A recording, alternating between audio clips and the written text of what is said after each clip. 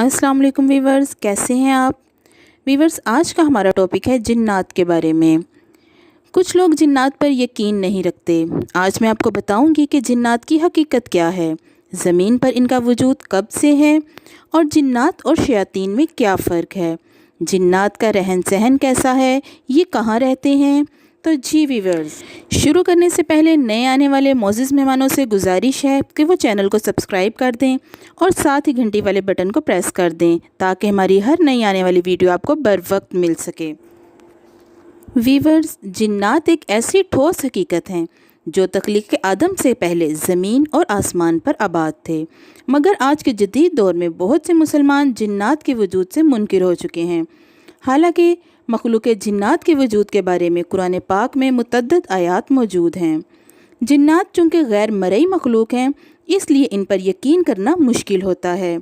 लेकिन जिस तरह हम मुसलमान कुरान पाक पर ईमान रखते हुए ज़िंदगी, मौत, कब्र की ज़िंदगी, क़यामत, रोज़े महशर, जज़ा व सज़ा को तस्लीम करते हैं, फ़रिश्तों को मानते हैं और पिछले इंसानों के इबरतनाक वाक़यात को मानते हैं, इसी तरह हमें कुरान पाक में बयान करदा जिन्नात के मखलूक की वजूद को भी तस्लीम करना चाहिए। कुरान पाक में जिन्नात का लफ्ज़ 22 बार आया है। वीवर्स, किताब अजाइबुल कसस में लिखा है कि अल्लाह ताला ने अपनी कुदरत से एक आग पैदा की। उस आग में नूर भी था और जुल्मत भी।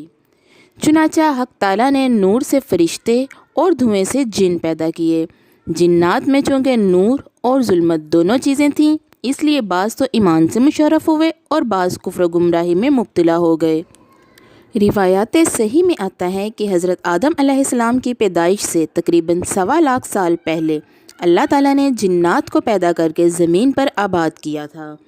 जब दुनिया में जिन्नात की नस्ल की बूदोबाश के लिए जगह ना रही तो अल्लाह ताला ने कुछ जिन्नात को हवा में रहने के लिए जगह अता फरमाई और कुछ जिन्नात आसमान अव्वल पर रहने लगे। इसीलिए आसमान पर रहने वाले फ़रिश्तों और ज़मीन पर रहने वालों को जिन्नात के नाम से पुकारा जाने लगा। शयातीन जिन्नात की ही नस्ल है। ये जिन्नात की वो सरकश, मुतकब्बिर और नाफरमान नस्ल है जिन्होंने इब्लीस में से जन्म लिया और हमेशा के लिए शैतान मरदूद कहलाई। वीवर्स, जिन्नात की नस्ल में से एक जिन अज़ाज़ील था जिसे ज़मीन पर आबाद किया गया था। उसे सरकश जिन्नात की सरकोबी के लिए मामूर किया गया था। उसने ज़मीनों और आसमानों पर बहुत इबादत की, जिसकी वजह से उसी अज़ाज़ील फ़रिश्तों का सरदार बना दिया गया। अज़ाज़ील ने आदम अलैहिस्सलाम को सजदा ना करने की गलती की वजह से सज़ा पाई और लानत अब्दी में मुब्तला हो गया और हमेशा के लिए शैतान मरदूद बन गया। इब्लीस ने बाद में इन्हीं शरीर जिन्नात को अपना हमनवा बनाया और इनको गुमराह करके अपने साथ मिला लिया। सब शरीर और अल्लाह के नाफरमान जिन शैतान बन गए। जिन जिन्नों को अल्लाह रब्बुल इज़्ज़त ने ज़मीन पर रहने की इजाज़त दी थी, वो एक तवील अरसा अल्लाह की इबादत और रियाज़त करते रहे, मगर उसके बाद गुनाहों में मुब्तला हो गए। ज़मीन पर आबाद नेक और सालेह जिन्नात ने अल्लाह के हुज़ूर रो रो कर गिला किया कि इन सरकश जिन्नात ने उनकी ज़िंदगी अजीरन बना दी है। चुनाचा खुदा ताला ने उन जिन्नात की हिदायत के लिए 800 रसूल भेजे, मगर जिन्नात ने किसी एक रसूल की भी सही तौर से इताअत ना की और इनके साथ जो सलूक किया उसके बारे में हज़रत काब बिन अहबार रज़ियल्लाहु ताला अन्हु फरमाते हैं, अल्लाह ताला ने इन जिन्नात में से सबसे पहले जिस नबी को भेजा था उनका नाम आमिर बिन उमैर था। उन्होंने इन्हें कत्ल कर दिया था। उसके बाद साक बिन माक आए, वो भी जिन्नात के हाथों शहीद हुए। एक और रिवायत में हज़रत काब बिन अहबार बयान करते हैं कि जिन्नों की सरकशी और बदकारी को देखते हुए हक ताला ने 800 साल में 800 नबी मबूस फरमाए। हर साल एक नबी आता और जिन्नात इसको कत्ल करते रहे। नोवेरी जिन्नों के हाथों बैतुल मक़दस की तामीर हुई। कहते हैं बनी इसराइल एक मुद्दत तक इसमें नमाज गुजार रहे, हत्ता कि हज़रत दाऊद अलैहिस्सलाम इंतकाल फरमा गए और हज़रत सुलेमान अलैहिस्सलाम इनके जानशीन बन गए। अल्लाह ने इनको हुक्म दिया कि बैतुल मक़दस की इमारत को मुकम्मल करें। हज़रत सुलेमान अलैहिस्सलाम ने इंसानों, जिन्नों और शैतानों को जमा किया और इनके दरमियान काम तकसीम कर दिया। वीवर्स, जिन्नों को कानों से संगे मरमर लाने पर मामूर किया। हज़रत सुलेमान अलैहिस्सलाम ने हुक्म दिया कि शहर को संगे मरमर और संगरेज़ों से तामीर करें। इसे 12 हिस्सों में तकसीम किया और इन 12 टुकड़ों में से हर एक टुकड़े को एक हिस्से में जोड़ दिया। جب شہر کی تعمیر سے فارغ ہو گئے تو مسجد کی تعمیر شروع کی۔ جنوں کو چند حصوں میں تقسیم کیا۔ ایک گروہ کو کانوں سے معدنیات اور زر و جواہر نکالنے پر مامور کیا، دوسرے گروہ کو سمندر سے لال و جواہر برآمد کرنے پر مامور کیا، اور ایک گروہ کو مشک و عنبر اور تمام خوشبوئیں فراہم کرنے پر لگا دیا۔ اس سے حضرت سلیمان علیہ السلام کو اس قدر مال و متاحات آیا کہ اللہ تعالیٰ کے سوا کسی کو اندازہ نہیں۔ پھر ہنرمندوں کو حکم دیا کہ ان پتھروں کو تراش کر تختیوں کی صورت میں گھڑ دیں۔ حضرت سلیمان علیہ السلام پر اللہ کے انعامات میں سے ایک انعام یہ بھی تھا کہ اکثر بنی آدم کے علاوہ جنات، شیاطین، حتیٰ کہ پرندے اور چوپائے بھی مسخر کر کے انہیں دے دیے گئے تھے۔ حضرت عبداللہ بن عباس رضی اللہ تعالیٰ عنہ سے روایت ہے کہ شیطان آسمانوں پر پہنچ کر وحی کے کلمات سن کر زمین پر آتے تھے اور جو سنتے تھے ان میں اپنی طرف سے اضافہ کر دیتے تھے۔ یہ شیطانوں کا قدیمی دستور تھا۔ جب حضور نبی کریم صلی اللہ علیہ وآلہ وسلم مبعوث ہوئے تو انہیں آسمانوں پر جانے سے روک دیا گیا تھا۔ حضرت جابر بن عبداللہ رضی اللہ تعالیٰ عنہ سے روایت ہے کہ مدینے میں ایک عورت کے تابع ایک جن تھا۔ ایک روز وہ جن پرندے کی صورت میں مکان کی دیوار پر آ کر بیٹھ گیا۔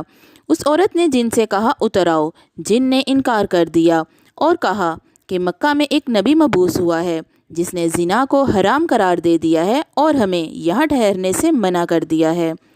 ویورز، تاریخ خارزن میں لکھا ہے کہ حضرت صلی اللہ علیہ وآلہ وسلم طائف سے واپسی میں مقام نخلا میں ٹھہرے۔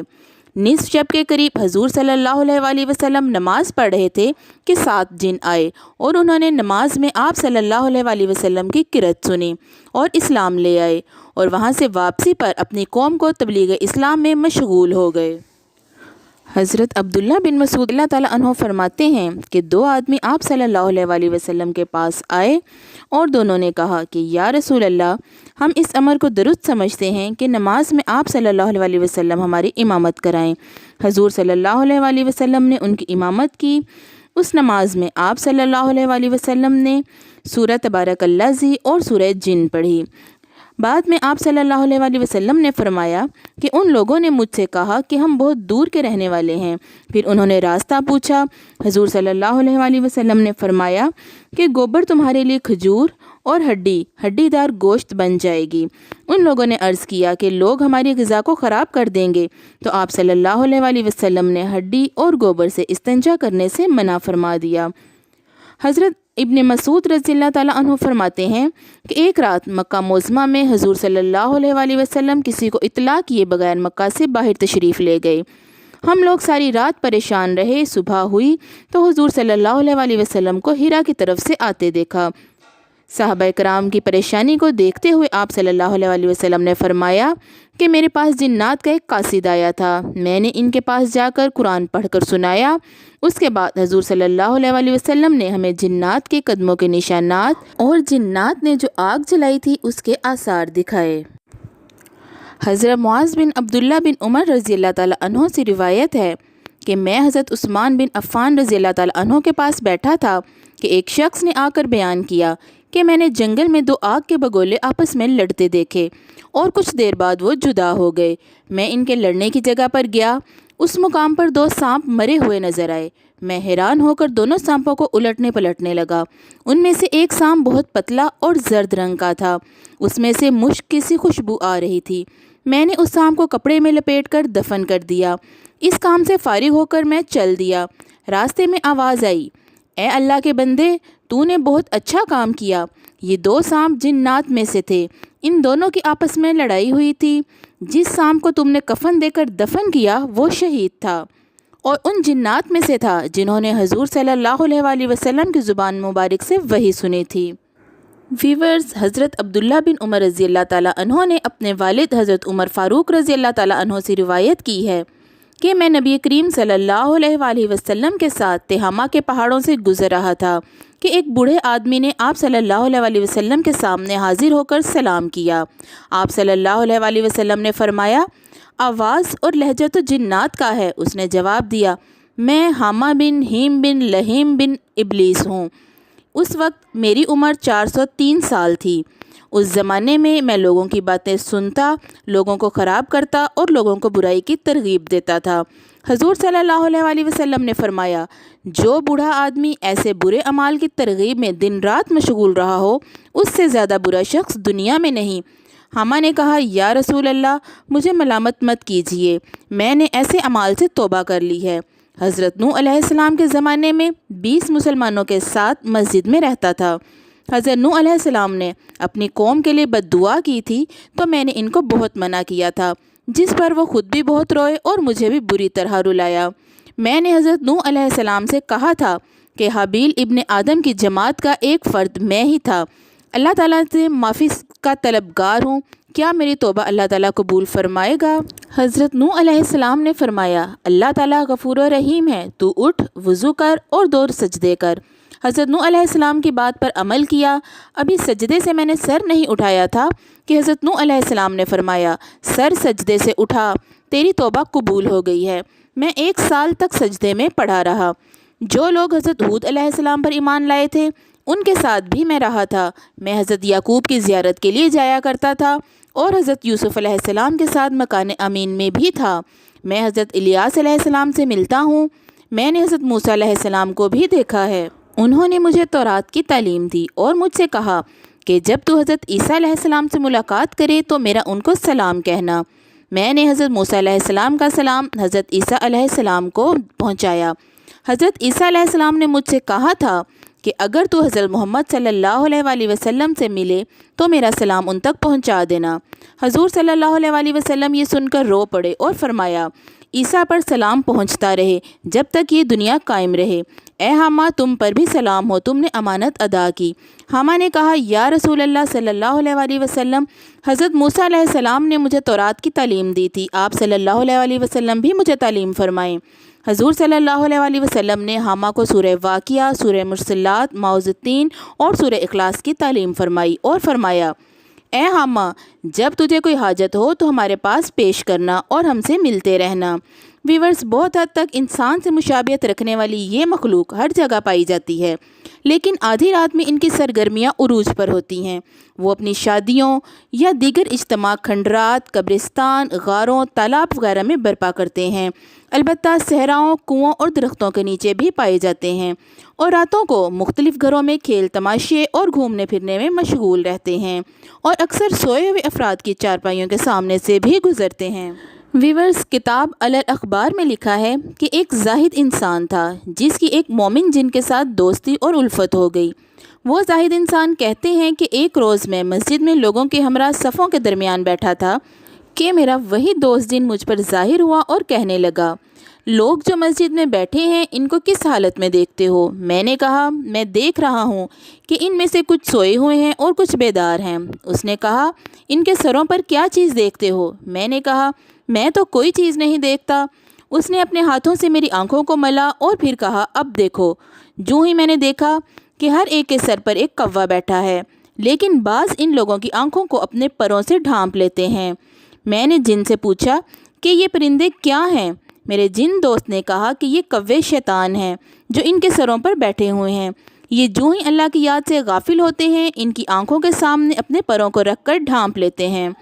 حضرت عبداللہ بن عمر رضی اللہ تعالیٰ عنہ کا فرمان ہے کہ جنات کی پیدائش انسان سے 2000 سال پہلے ہوئی تھی۔ حضرت ابن عباس رضی اللہ تعالیٰ عنہ سے روایت ہے کہ اللہ تعالیٰ نے جنوں کے باپ سومیا کو پیدا کیا اور اس سے سوال کیا، تم کیا چاہتے ہو؟ اس نے جواب دیا، میں چاہتا ہوں کہ ہم لوگوں کو دیکھیں مگر لوگ ہمیں نہ دیکھ سکیں۔ اللہ تعالیٰ نے ان کی یہ خواہش پوری کر دی۔ اللہ تعالیٰ نے پھر پوچھا، اور تمہاری کیا خواہش ہے؟ انہوں نے عرض کیا، ہمیں زمین میں دفن کیا جائے اور ہم بوڑھے ہونے کے بعد پھر جوان ہو جائیں۔ پس اللہ تعالیٰ نے ان کی یہ خواہشیں پوری کر دیں۔ جنات مرتے ہیں تو زمین میں دفن کر دیے جاتے ہیں، اور ان میں کوئی بوڑھا اس وقت تک نہیں مرتا جب تک دوبارہ جوان نہ ہو جائے۔ ویورز، حقیقت یہ ہے کہ فرشتوں اور انسانوں کی دنیا کے علاوہ ایک تیسری دنیا اور ہے، اور وہ ہے جنات کی دنیا۔ جنات بھی ہم انسانوں کی طرح سوچتے، سمجھتے، شریعت کو مانتے اور نیکی بدی پر بھی کاربند ہیں۔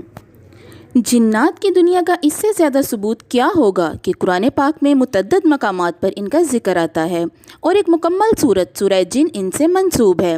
اس میں کوئی شک نہیں کہ انسان جنات کو نہیں دیکھ سکتا، مگر جنہیں اللہ قدرت عطا کرتا ہے اور مخصوص علم رکھتے ہیں وہ دیکھ سکتے ہیں۔ بعض جانور بھی ایسے ہیں جو ان کو دیکھ سکتے ہیں۔ مسند احمد ابو داؤد میں روایت ہے، اگر تم رات کو گدھے یا کتے کی آواز سنو تو اللہ کے ذریعے شیطان سے پناہ مانگو، اس لیے کہ گدھے اور کتے ایسی چیزیں دیکھتے ہیں جن کو تم نہیں دیکھ سکتے۔ ویورز، جدید سائنس بھی اس بات کی تصدیق کرتی ہے کہ بعض جانداروں میں ایسی چیزیں دیکھنے کی صلاحیت ہوتی ہے جن کو ہم نہیں دیکھ سکتے۔ عوام میں یہ بات مشہور ہے کہ جنات انسان سے بہتر ہیں، اس کے برعکس انسان جنات پر برتری رکھتا ہے، اسی طرح جیسے انسان فرشتوں پر برتری رکھتا ہے، کیونکہ قرآن حکیم میں آیا ہے کہ انسان اشرف المخلوقات ہے۔ جنات اپنی آبادیوں میں رہتے ہیں، ان میں مسلمان بھی ہیں اور کافر بھی، ذات پات قبائل اور فرقہ پرستی ان میں بھی ہے، ان کی آبادیاں انسانوں سے زیادہ نہیں۔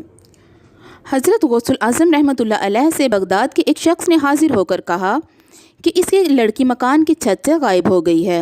حضرت غوث الاعظم رحمۃ اللہ علیہ نے ارشاد فرمایا کہ کرخ کے جنگلات میں 5ویں ٹیلے کے پاس اپنے گرد حصار کھینچ کر بیٹھ جانا، عشاء کے بعد تمہارے پاس جنات آنا شروع ہو جائیں گے، تم ان سے کسی قسم کا خوف نہ کھانا، وہ تمہارا کوئی نقصان نہ کر سکیں گے۔ صبح کے وقت تمہارے پاس جنات کا بادشاہ آئے گا اور تم سے سوال کرے گا، اس وقت تم یہ کہہ دینا کہ پیر عبد القادر رحمۃ اللہ علیہ نے بھیجا ہے، اور یہ کہ میری لڑکی مکان کی چھت سے غائب ہو گئی ہے۔ چنانچہ اس آدمی نے ایسا ہی کیا، عشاء کے بعد جنات آنا شروع ہو گئے۔ صبح جنات کا بادشاہ گھوڑے پر سوار ہو کر آیا اور کہنے لگا، مجھے یاد کیوں کیا ہے؟ اس آدمی نے بتایا کہ مجھے حضرت عبد القادر جیلانی نے بھیجا ہے اور میری لڑکی چھت سے غائب ہو گئی ہے۔ حضرت غوث پاک کا نام سنتے ہی بادشاہ گھوڑے سے اتر کر زمین بوس ہو گیا اور حصار کے قریب بیٹھ گیا، اور فوراً اپنے ساتھیوں کو حکم دیا کہ جس نے بھی یہ حرکت کی اسے میرے پاس لاؤ۔ تھوڑی دیر بعد ایک سرکش جن بادشاہ کے سامنے پیش ہوا، اس کے ہمراہ اس آدمی کی لڑکی بھی تھی۔ بادشاہ نے نہایت غصے کا اظہار کیا اور اس جن کی گردن اڑا دی اور لڑکی اس آدمی کے حوالے کر دی۔ ویورز، حضور صلی اللہ علیہ وآلہ وسلم نے فرمایا، اللہ تعالیٰ نے جنوں کو 3 قسموں میں پیدا کیا ہے۔ ایک وہ قسم ہے جو حشرات الارض کی صورت میں ہوتے ہیں، دوسری قسم وہ ہے جو ہوا میں ہوا کی طرح رہتے ہیں، اور تیسری قسم جنات کی بنی آدم جیسی ہے۔ حضرت مجاہد رضی اللہ تعالیٰ عنہ سے مروی ہے کہ جنات انسان سے ڈرتے ہیں۔ کہتے ہیں کہ وہ ایک روز رات میں نماز پڑھ رہے تھے کہ ان کے سامنے لڑکے کی شکل کا کوئی جن آیا۔ انہوں نے اس کو پکڑنے کے لیے اس پر حملہ کیا تو وہ دیوار سے کود کر بھاگ گیا، اس کے بعد پھر کبھی نہیں آیا۔ حضرت مجاہد رحمۃ اللہ علیہ سے مروی ہے کہ شیطان انسان سے زیادہ ڈرتا ہے، اگر تمہیں شیطان نظر آئے اس سے ڈر کر مت بھاگو، ورنہ تم پر غالب ہو جائے گا، بلکہ اس پر سختی کرو گے تو وہ بھاگ جائے گا۔ ویورز، کچھ تاریخی واقعات سے یہ بھی ثابت ہوا ہے کہ اکثر جنات اور انسان کی شادیاں ہو جاتی تھیں۔ مالک بن انس رضی اللہ تعالیٰ عنہ سے کسی نے پوچھا کہ حضرت ایک جن ہماری لڑکی کی شادی کا پیغام دے رہا ہے، اس کی خواہش ہے کہ وہ نکاح کرے۔ مالک بن انس رضی اللہ تعالیٰ عنہ نے فرمایا، شریعت کے نقطہ نظر سے میں اس میں کوئی حرج نہیں سمجھتا، مگر مجھے نہیں پسند کہ اگر کوئی اس عورت سے پوچھے کہ تمہارا شوہر کون ہے اور وہ یہ جواب دے کہ ایک جن، پھر اسے اسلام میں فساد برپا ہو۔ رسول کریم صلی اللہ علیہ وآلہ وسلم نے انسانوں کو جنات سے شادی کرنے سے منع فرمایا ہے۔ فقہا اور تابعین نے بھی اس تعلق کو مکروہ قرار دیا ہے۔ ویورز، جنات کے ہاں بھی شادیاں انہی کے رسم و رواج کے مطابق ہوتی ہیں جو انسانوں کے مختلف قبائل میں مروج ہیں۔ یہ جنات ہی ہیں جنہوں نے سب سے پہلے زمین کو آباد کیا اور یہاں پہاڑوں، صحراؤں اور سمندر میں آبادیاں قائم کیں۔ جنات فن تعمیر میں بے مثال تھے۔ حضرت سلیمان علیہ السلام کے عہد میں جنات نے ایسی شاندار عمارات تعمیر کی کہ عقل انسانی آج بھی انہیں دیکھ کر دنگ رہ جاتی ہے۔ ویورز، یہ تھیں کچھ ایسی معلومات جو مجھے امید ہے کہ آپ کو پہلے معلوم نہیں ہوں گی۔ پھر حاضر ہوں گے کسی نئے ٹاپک کے ساتھ۔ اب مجھے اجازت دیجیے، اپنا بہت سا خیال رکھیں اور اپنی دعاؤں میں یاد رکھیں۔ اللہ حافظ۔